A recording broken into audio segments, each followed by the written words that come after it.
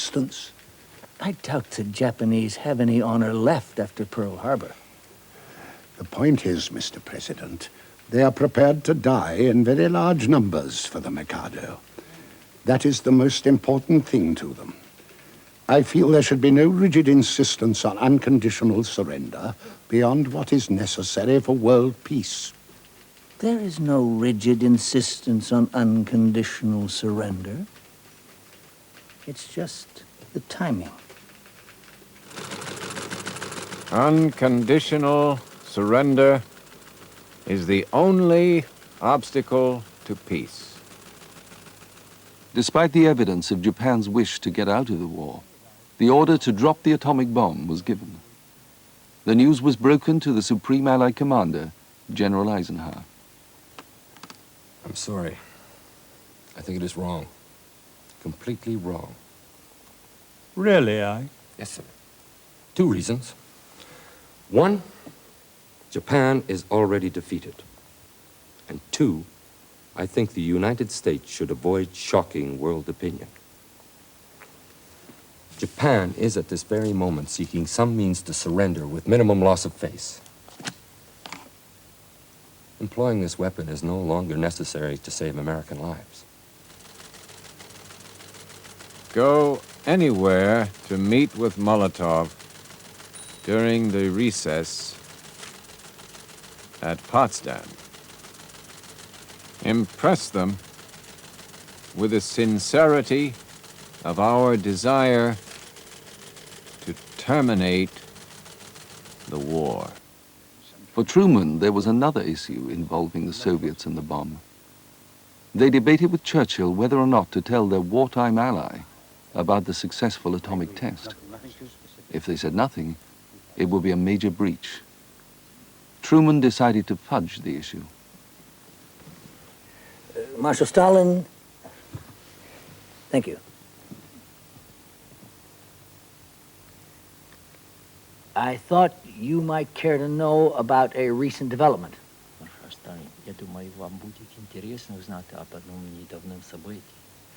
After long experimentation, we have developed a new bomb.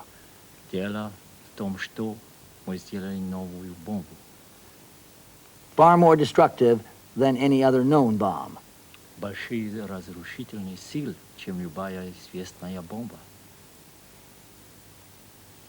Отлично. Good. Я надеюсь, вы ее используете эффективно. I hope you will use it effectively. Stalin undoubtedly already knew of the American atomic project. In the end, Truman's odd maneuver probably confused the situation and increased Russian suspicion.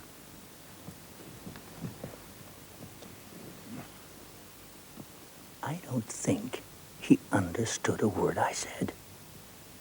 He didn't ask any questions? He didn't ask a thing. What did he say? He said he hoped we used it effectively.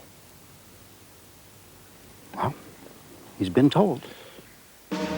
Towards the end of the conference, the Potsdam Proclamation was released, calling upon Japan to surrender. It gave no specific reassurance about the emperor, nor did it mention the atomic bomb. On Byrne's advice, the Soviets were not invited to sign the proclamation. Consequently, the Japanese had no direct indication that the Soviets meant to attack. The Japanese were confused and sought clarification. There are only a few days left in which to make arrangements to end the war. Since the loss of one day relative to this matter may result in 1,000 years of regret.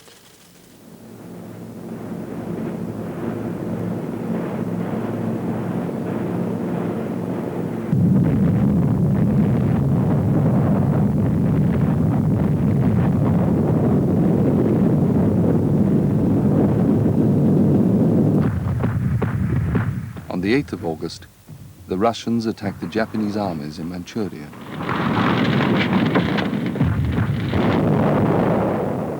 And on the 9th of August, a second bomb was dropped on Nagasaki. The following day, the Japanese government sent a message to Washington.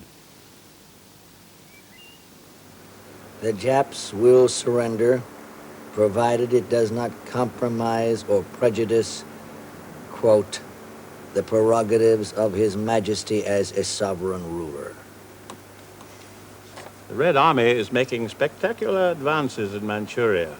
The thing to do is to get the surrender through as quickly as we can before Russia gets in reach of the Japanese homeland. It's a good offer, Mr. President. We should respond to it. Harry, you give guarantees for the Emperor now and you'll be crucified. I just don't like the idea of killing any more of those kids. Why don't they give up? American reassurances about the Emperor will stop the war now. Can I suggest, Mr. President? I think it's just a matter of words. Send them a reply that sounds like a demand for unconditional surrender, but word it in such a way as to make it clear as we can legitimately make it, that we do recognize the Emperor.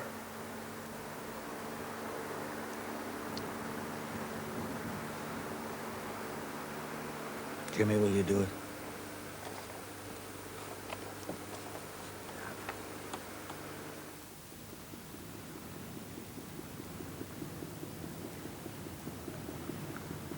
One recently discovered U.S. intelligence report concluded that the Japanese offer to surrender had been initiated by the Russian attack.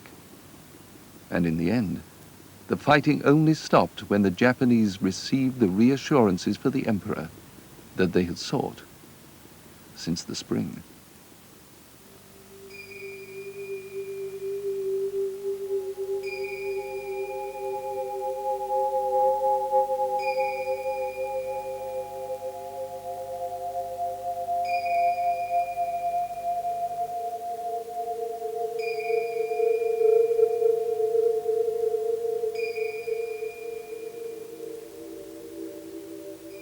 We always knew the Mikado could end the war with a royal word.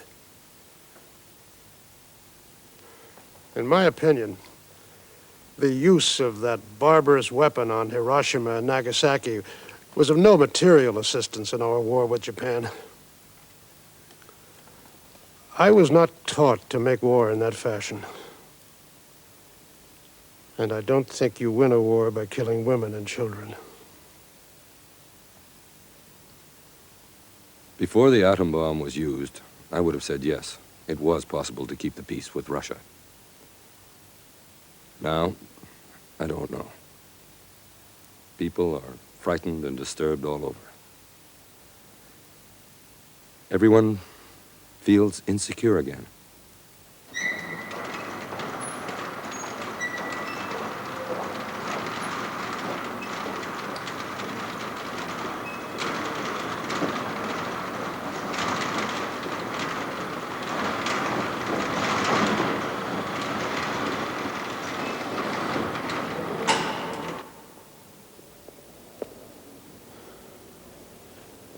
The full story of Hiroshima is still being pieced together, but several things are unmistakably clear. The documents currently available demolish the argument that the bombing of Hiroshima was done solely for military reasons. The president clearly understood the Japanese were desperately trying to get out of the war. He also understood that a Soviet declaration of war was likely to end the fighting.